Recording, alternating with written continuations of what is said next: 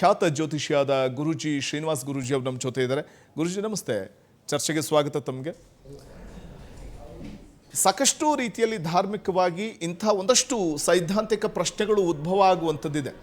ಅಂದರೆ ಕರ್ಮ ಅಂತ ಬಂದಾಗ ಅದು ನಾ ಆರಂಭದಲ್ಲಿ ಹೇಳ್ತಾ ಇದೆ ಪಾಪ ಅಥವಾ ಪುಣ್ಯ. ಸೊ ಕರ್ಮ ಅನ್ನುವಂಥದ್ದು ಕೇವಲ ಅವ್ರು ಮಾಡಿದಂತಹ ಕರ್ಮ ಅವರಿಗೇನ ಅಥವಾ ಪುಣ್ಯದ ಫಲ ಇದ್ರೂ ಕೂಡ ಅದು ಗಂಡನಿಗೂ ಕೂಡ ಹಂಚಲಾಗುತ್ತಾ ಆ ಒಂದು ಪುಣ್ಯ? ಧರ್ಮಶಾಸ್ತ್ರ ಏನು ಹೇಳುತ್ತೆ ಅಂತ. ಶ್ರೀ ಗುರುಭ್ಯೋ ನಮಃ. ಶ್ರೀಮತೆ ರಾಮಾನುಜಾಚಾರ್ಯಾಯ ನಮಃ. ಲಕ್ಷ್ಮೀನಾಥ ಸಮಾರಂಭಂ ನಾಥಯಾ ಮುನಮಧ್ಯಮ ಅಸ್ಮದಾಚಾರ್ಯ ಪರ್ಯಂತ ಮುಂದೆ ಗುರುಪರಂಪರ ಯೋ ನಿತ್ಯಮಚ್ಯುತ ಪದಾಂಬುಜಯುಗ್ಮರುಕ್ಮಂ ವ್ಯಾಮೋ ಅಸ್ತಿತರಾಣಿ ತೃಣಾಯ ಮೇನೆ ಅಸ್ಮದ್ಗುರೋರ್ಭಗವತೋಸ್ಯ ದಹೇಕ ಸಿಂಧು ರಾಮಾನುಜಸ್ಯ ಶರಣೋ ಚರಣೋ ಪ್ರಪಂಚೆ. ಫ್ರೀಡಮ್ ಟಿವಿಯ ವೀಕ್ಷಕರಿಗೆ ಪ್ರಾರ್ಥನೆಗಳನ್ನು ಮಾಡ್ಕೊಳ್ತಾ, ಮತ್ತು ಫ್ರೀಡಮ್ ಟಿವಿಯವರು ನಿಮ್ಮವರು ಆಯೋಜನೆ ಮಾಡಿರುವಂತಹ ಈ ಕಾರ್ಯಕ್ರಮಕ್ಕೆ ಮತ್ತೊಂದು ಅಭಿನಂದನೆ ಸಲ್ಲಿಸ್ತಾ, ಉತ್ತಮವಾದಂತಹ ಒಂದು ಕಾರ್ಯಕ್ರಮವನ್ನು ಇಟ್ಕೊಂಡಿದ್ದೀರಿ. ತುಂಬ ಅರ್ಥಗರ್ಭಿತವಾದಂತಹ ಒಂದು ಕಾರ್ಯಕ್ರಮ, ಮತ್ತು ಎಲ್ಲರೂ ಸಹ ತಿಳ್ಕೊಳ್ಬೇಕಾಗಿರುವಂತಹ ಒಂದು ಕಾರ್ಯಕ್ರಮ ಇದು. ಆಧ್ಯಾತ್ಮಿಕವಾದಂಥ ವಿಚಾರದಲ್ಲಿ ಒಂದು ಉತ್ತಮವಾದಂತಹ ಒಂದು ಕಾರ್ಯಕ್ರಮವನ್ನು ನೀವು ಆಯೋಜನೆ ಮಾಡಿದ್ದೀರಿ.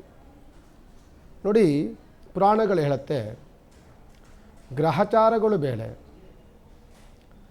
ಕರ್ಮಗಳು ಬೇರೆ. ಜೊತೆಯಲ್ಲಿ ಕರ್ಮಗಳಲ್ಲಿ ಎರಡು ವಿಧಗಳನ್ನು ನಾವು ತೆಗೆದುಕೊಳ್ತೀವಿ. ಒಂದು ಪಾಪದ ಕರ್ಮ, ಒಂದು ಪುಣ್ಯದ ಕರ್ಮ ಅಂತ. ಅದು ಎರಡಕ್ಕೂ ಕರ್ಮ ಅಂತಲೇ ಹೇಳ್ತೀವಿ ನಾವು. ಜೊತೆಯಲ್ಲಿ ಅದೃಷ್ಟ ಮತ್ತು ದುರಾದೃಷ್ಟಗಳು, ಮತ್ತು ಮನುಷ್ಯನ ಜೀವನದ ಆಗು ಹೋಗುಗಳು, ಜೊತೆಯಲ್ಲಿ ಅವನಾಗುವಂಥ ಗ್ರಹಚಾರಗಳು, ಇವೆಲ್ಲವೂ ಸಹ ನಾವು ತಿಳ್ಕೊಳ್ಬೇಕಾಗ್ತದೆ. ಒಬ್ಬ ಮನುಷ್ಯನ ಆಯಸ್ಸು ಅವನ ಜನನದಿಂದ ಆರಂಭವಾಗುತ್ತೆ. ಒಬ್ಬ ಮನುಷ್ಯನ ಗ್ರಹಚಾರಗಳು ಅವನ ಗ್ರಹಗತಿಗಳಿಂದ ನಡೆಯುತ್ತೆ. ಅದೇ ರೀತಿಯಾಗಿ ಒಬ್ಬ ಮನುಷ್ಯ ಮಾಡುವಂತಹ ಪಾಪ ಮತ್ತು ಪುಣ್ಯದ ಫಲಗಳನ್ನು ಸಮನಾಗಿ ದಂಪತಿಗಳಿಗೆ ಅದು ಇಬ್ಬರಿಗೂ ಸಹ ಸೇರುವಂಥದ್ದಾಗುತ್ತೆ. ನೀವು ಪಾಪವನ್ನು ಮಾಡಿ ಅಥವಾ ಒಂದು ಪುಣ್ಯವನ್ನು ಮಾಡಿ.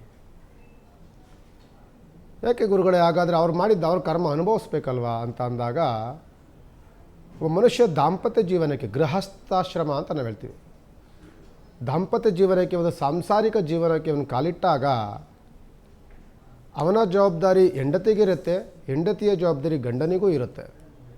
ಒಂದು ಶುಭವನ್ನು ಮಾಡಿದಾಗ, ಒಂದು ಉತ್ತಮವಾದಂಥ ಕೆಲಸವನ್ನು ಮಾಡಿದಾಗ, ಉತ್ತಮವಾದ ಕರ್ಮಗಳನ್ನು ಮಾಡಿದಾಗ ಅದನ್ನು ಹೊಗಳಿ ಅವನ್ನ ಬೆನ್ತಟ್ಟುವಂತಹ ಕೆಲಸವನ್ನು ನಾವೇನು ಮಾಡಿರ್ತೀವೋ, ಅದೇ ರೀತಿ ಪಾಪದ ಕರ್ಮವನ್ನು ಮಾಡಿದಾಗ ಅದನ್ನು ತಡೆಯುವಂಥ ಶಕ್ತಿಯು ನಮಗಿರುತ್ತೆ. ಒಂದು ಕರ್ಮವನ್ನು ಮಾಡ್ತಿದೆಯಾ, ಒಂದು ಪಾಪವನ್ನು ಮಾಡ್ತಿದೆಯಾ, ಒಂದು ಕೆಟ್ಟದನ್ನು ಮಾಡ್ತಿದೆಯಾ, ಇದೆಲ್ಲವೂ ಮಾಡಿದಾಗ ಅದನ್ನು ತಡೆಯುವಂಥ ಶಕ್ತಿಯು ನಮಗಿರುತ್ತೆ. ಅದು ಗೊತ್ತಿರೋದೋ ರೀತಿಯಲ್ಲಿ ಆದರೂ ಸಹ ಆ ಕರ್ಮ ನಮಗೂ ಅನ್ವಯವಾಗುತ್ತೆ. ಅದು ನಮ್ಮನ್ನು ಕಾಡುತ್ತೆ, ನಮ್ಮನ್ನು ಕಷ್ಟಕ್ಕೆ ದೂಡುತ್ತೆ, ನಾನಾ ರೀತಿಯಾದಂಥ ಒಂದು ಶಿಕ್ಷೆಗಳಿಗೆ ಗುರಿಯನ್ನು ಸಹ ನಮ್ಮನ್ನು ಮಾಡುತ್ತೆ. ನಾವು ಮಾಡಿದಂತಹ ಪಾಪಕರ್ಮಗಳು ಕೊನೆಗೆ ನಮ್ಮ ಮಕ್ಕಳಿಗೂ ಅದು ಉಣಬಡಿಸುತ್ತೆ. ಅಂದರೆ ವಂಶಾವಳಿ ಅಂದರೆ ಮಕ್ಕಳು, ಮೊಮ್ಮಕ್ಕಳು, ಮರಿಮಕ್ಕಳುವರೆಗೂ ಕೂಡ ಹೋಗುತ್ತೆ ಅಂತನ. ನೀವು ಮಾಡಿದಂತಹ ಕರ್ಮಗಳು, ಪಾಪಗಳು ಶಾಪಗ್ರಸ್ತರಾದಾಗ ನಾವು ಆ ಶಾಪ ಅನ್ನುವಂಥದ್ದು ತಲೆಮಾರುಗಳಿಗೂ ಸಹ ಅದು ಅನ್ವಯವಾಗ್ತಾ ಹೋಗ್ತಿರುತ್ತೆ. ಅದಕ್ಕಿನ ಗುರುಜಿ ಹೇಳೋದು, ಮನುಷ್ಯ ಹುಟ್ಟುವಾಗ ಪುಣ್ಯ ಹೊತ್ಕೊಂಡು ಬರ್ತಾನೆ, ಹೋಗುವಾಗ ಪಾಪದ ಬುತ್ತಿ ಹೊತ್ಕೊಂಡು ಹೋಗ್ತಾನೆ ಅಂತ. ಉತ್ತಮವಾದಂಥ ಮಾತು.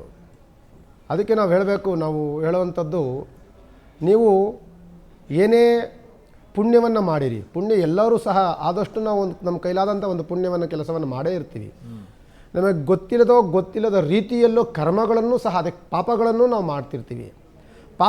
ಆ ಪಾಪಕ್ಕೆ ಅಲ್ಲೇ ಒಂದು ಪ್ರಾಯಶ್ಚಿತ್ತಗಳಾಗಬೇಕು. ಆ ಪಾಪಗಳು ಅಲ್ಲೇ ನಮಗೆ ಅದು ಅಳಿಸಿ ಹೋಗುವಂಥದ್ದಾಗಬೇಕು. ಆ ಪಾಪಕ್ಕೆ ಅಲ್ಲೇ ನಾವು ಅದಕ್ಕೆ ಆದಂತಹ ನ್ಯಾಯವನ್ನು ಒದಗಿಸ್ಬೇಕು. ಆಗ ಆ ಪಾಪ ನಮಗೆ ಮುಂದಕ್ಕೆ ಹೋಗೋದಿಲ್ಲ, ಆ ಪಾಪ ಅಲ್ಲೇ ಶಮನವಾಗುತ್ತೆ. ಆ ಪಾಪ ಅನ್ನುವಂಥದ್ದು ಮುಂದಿನ ತಲೆಮಾರುಗಳಿಗೆ ಹೋಗದೆ ನಿಮ್ಮನ್ನು ರಕ್ಷಣೆಯನ್ನು ಮಾಡುತ್ತೆ. ಗೊತ್ತಿಲ್ಲದೆ ಪಾಪಕ್ಕೆ ಕ್ಷಮೆಯುಂಟು, ಗೊತ್ತಿದ್ದು ಮಾಡುವಂಥ ಶಾಪಗಳಿಗೆ ಕ್ಷಮೆ ಇಲ್ಲ. ಈ ಇನ್ಸ್ಟಂಟ್ ಕರ್ಮ ಅಂತಾರಲ್ಲ, ಸೊ ಅದ್ರ ಬಗ್ಗೆ ಏನು ಹೇಳ್ತೀರಿ ಗುರುಗಳು? ಇವತ್ತಿನ ಕಲಿಯುಗದ ಈ ಕಾಲದಲ್ಲಿ ಸೊ ಅಂದರೆ ಇವತ್ತೇನಾದರೂ ಪಾಪ ಮಾಡಿದ್ರು ಅಂತಂದರೆ ಮುಂದಿನ ಜನ್ಮಕ್ಕೆ ಅದು ಕಟ್ಟಿಟ್ಟು ಬುತ್ತಿ ಅನುಭವಿಸ್ತಾನೆ ಅವನು ಅನ್ನುವಂಥ ಒಂದು ಮಾತನ್ನು ನಾವು ಕೇಳ್ತೀವಿ. ಆದರೆ ಇವತ್ತಿಂದ ಇವತ್ತಿಗೆ ಅನ್ನುವಂಥ ಒಂದು ಇನ್ಸ್ಟಂಟ್ ಕರ್ಮ ಅನ್ನುವಂಥದ್ದು, ಸೊ ಅದ್ರ ಬಗ್ಗೆ ತಮ್ಮ ಅಭಿಪ್ರಾಯ ಏನು? ಇದು ಕರ್ಮ ಅನ್ನುವಂಥದ್ದು, ಪಾಪ ಅನ್ನುವಂಥದ್ದು ಇವತ್ತೆಲ್ಲ ನೀವು ಕೃತಾಯುಗ, ತ್ರೇತಾಯುಗ, ದ್ವಾಪರಯುಗ ಅಂತ ಪುರಾಣಗಳನ್ನು ಕೆದಕಿ ಬಂದಾಗಲೂ ಸಹ ನಿಮ್ಗೆ ಗೊತ್ತಾಗುತ್ತೆ. ರಾಮಾಯಣ, ಮಹಾಭಾರತ ನಮ್ಗೆ ಹೇಳಿದದ್ದು ಇದನ್ನೇ. ನೀನು ಮಾಡಿರುವಂಥ ಕರ್ಮವನ್ನು ಒಬ್ಬ ಕರ್ಣ ಒಂದು ಜನ್ಮವನ್ನು ತಾಳ್ತಾನೆ ಅಂತ ಅಂದರೆ ಅವನು ಸುಮ್ಮನೆ ಸಾಯಕ್ಕೆ ಆಗ್ತಿರ್ಲಿಲ್ಲ. ಅವನಿಗೆ ಜನ್ಮಾಂತರಗಳಿತ್ತು. ಅವನಿಗೆ 99 ಜನ್ಮಗಳನ್ನು ಅವನು ಕಳ್ಕೊಂಬರ್ತಾನೆ. ಒಂದು ಜನ್ಮದಲ್ಲಿ, ಈ ಜನ್ಮದಲ್ಲಿ ಅವನಿಗೆ ಶಿಕ್ಷೆ ಆಗಲೇಬೇಕು. ಆ ರೀತಿಯಾದಂಥ ಒಂದೊಂದು ಜನ್ಮವೂ ಸಹ ಒಂದೊಂದು ಕಥೆಯನ್ನು ಹೇಳ್ತಾ ಬರ್ತಿರ್ತದೆ. ಅದೇ ರೀತಿಯಾಗಿ ಈಗ ನೀನು ಮಾಡಿದಂತಹ ಒಂದು ಕರ್ಮಗಳನ್ನು, ಅಂದರೆ ನಾನು ಹೇಳುವಂಥದ್ದು ತ್ರೇತಾಯುಗ ಇರ್ಬೋದು, ದ್ವಾಪರ ಯುಗ ಇರ್ಬೋದು, ಕಲಿಯುಗದಲ್ಲಾಗಿರ್ಬೋದು, ನೀನು ಮಾಡಿದಂಥ ಕರ್ಮವನ್ನು ನೀನು ಈಗ ಅನುಭವಿಸ್ಬೇಕು. ಕೃತಾಯುಗ, ತ್ರೇತಾಯುಗದಲ್ಲಿತ್ತು, ಮುಂದಿನ ಜನ್ಮಕ್ಕೂ ಅದು ಮುಂದೆ ಹೋಗ್ತಿತ್ತು. ನೀನು ಮುಂದಿನ ಜನ್ಮದಲ್ಲಿ ನೀನು ಏನೋ ಒಂದು ಆಗುತ್ತೀಯ ಅನ್ನುವಂಥದ್ದಿತ್ತು. ಆದರೆ ಈ ಜನ್ಮದಲ್ಲಿ, ಈ ಕಲಿಯುಗದಲ್ಲಿ ನೀನು ಮಾಡುವಂಥ ಕರ್ಮವನ್ನು ನೀನು ಅನುಭವಿಸೇ ಹೋಗಬೇಕು. ನೀನೇನೋ ಒಂದು ಕೆಟ್ಟದನ್ನು ಮಾಡಿದೀಯಾ, ಒಂದು ಅನ್ಯಾಯವನ್ನು ಮಾಡಿದೀಯಾ, ಒಂದು ಅಕ್ರಮವನ್ನು ಮಾಡಿದೀಯಾ, ನೀನು ಶಿಕ್ಷೆಗೆ ಗುರಿಯಾಗಿದ್ದೀಯಾ, ಅಕ್ಷಮ್ಯ ಅಪರಾಧಗಳು ಅಂತ ನಾವು ಹೇಳ್ತಿರ್ತೀವಿ. ಅಂದರೆ ನಿನಗೆ ಕ್ಷಮೆಗೆ ಅರ್ಹ ಇಲ್ಲದಂತಹ ಕ್ಷಮೆ ಅದು.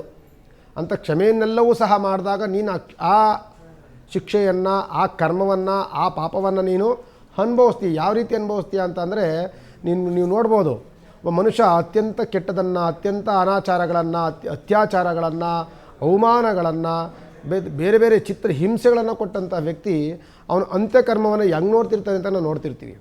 ಅವನು ಅಂತ್ಯ ಭಾಗ ಇದೆಯಲ್ಲ, ಅದು ಅವ್ನಿಗೆ ಬೇಗ ಸಾವು ಬಂದ್ಬಿಟ್ರೆ ಸಾಕಪ್ಪ, ನನಗೆ ಈ ನರಕವನ್ನು ಅನುಭವಿಸೋದಕ್ಕೆ ಆಗೋದಿಲ್ಲ ಅನ್ನುವಂಥ ನರಕ ಯಾತನೆಯನ್ನು, ಯಮಧರ್ಮ ಕೊಡುವಂತಹ ಯಾತನೆಯನ್ನು ಇಲ್ಲಿ ಸಾಯುವಂಥ ಮುಂಚಿತವಾಗಿ ಅವನು ಅನುಭವಿಸ್ತಾನೆ.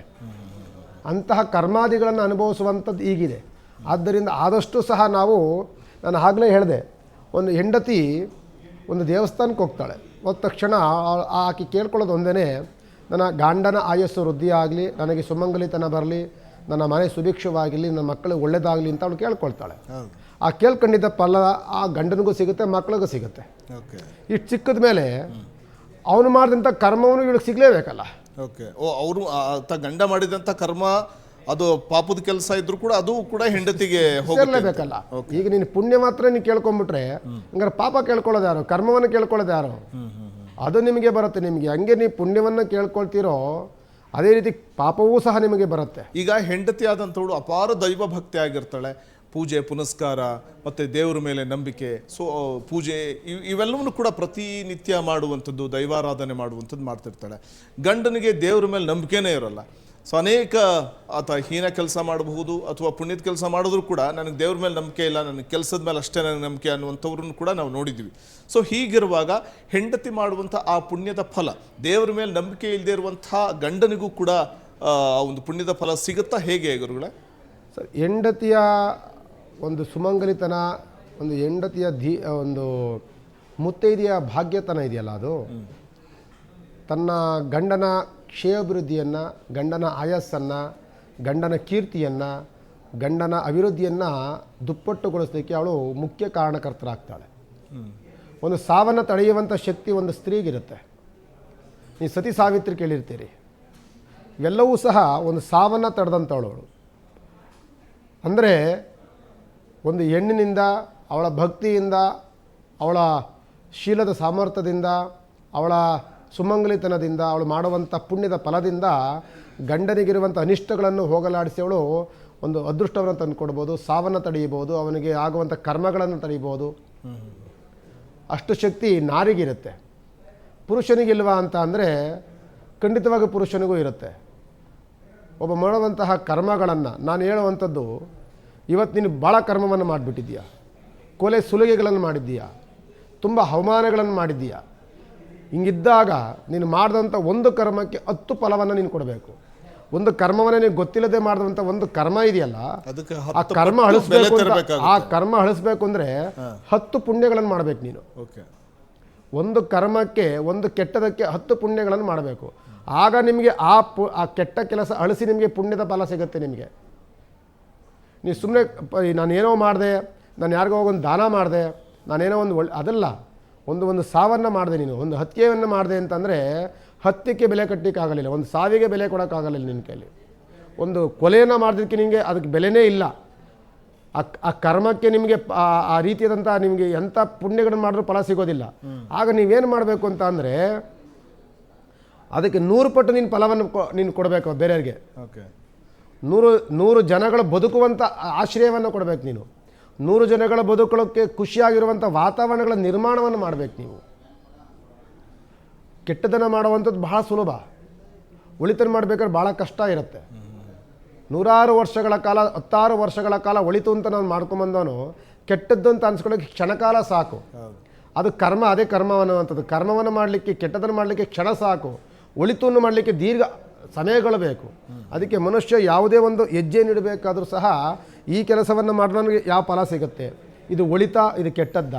ಜೊತೆಯಲ್ಲಿ ಮುಖ್ಯವಾಗಿ ಮನುಷ್ಯ ತಾಳ್ಮೆಯನ್ನು ಇಟ್ಕೊಳ್ಬೇಕು, ಮನುಷ್ಯ ಆತುರತೆಯನ್ನು ಕಡಿಮೆ ಮಾಡ್ಕೊಳ್ಬೇಕು, ಮನುಷ್ಯ ಕೋಪವನ್ನು ಕಡಿಮೆ ಮಾಡ್ಕೊಳ್ಬೇಕು. ಕೋಪಕ್ಕೆ ಬುದ್ಧಿ ಕೊಟ್ಟು ವ್ಯವಹಾರಗಳನ್ನು ಮಾಡಬಾರ್ದು. ಈ ಕೋಪಕ್ಕೆ ಬುದ್ಧಿ ಕೊಟ್ಟು ತುಂಬ ಜನ ತುಂಬ ಅವಘಡಗಳನ್ನು ಮಾಡ್ಕೊಳ್ತಾರೆ. ಜೊತೆಯಲ್ಲಿ ಪಶ್ಚಾತ್ತಾಪವನ್ನು ಪಡ್ತಾರೆ. ಮಾಡುವಂಥ ಕೆಟ್ಟ ಕೆಲಸವನ್ನು ಮಾಡಿ ಪಶ್ಚಾತ್ತಾಪ ಪಟ್ಟರೆ ಪ್ರಯೋಜನಕ್ಕೆ ಬರೋದಿಲ್ಲ. ಆ ಮಾಡಿದಂಥ ಕರ್ಮಕ್ಕೆ, ನಾನು ಮಾಡಿದಂಥ ಕೆಟ್ಟದಕ್ಕೆ, ನಾನು ಮಾಡಿದಂಥ ಕೊಲೆ ಸುಲಿಗೆಗಳಿಗೆ ನಾನೇನು ಪುಣ್ಯ ಮಾಡ್ಬೋದು?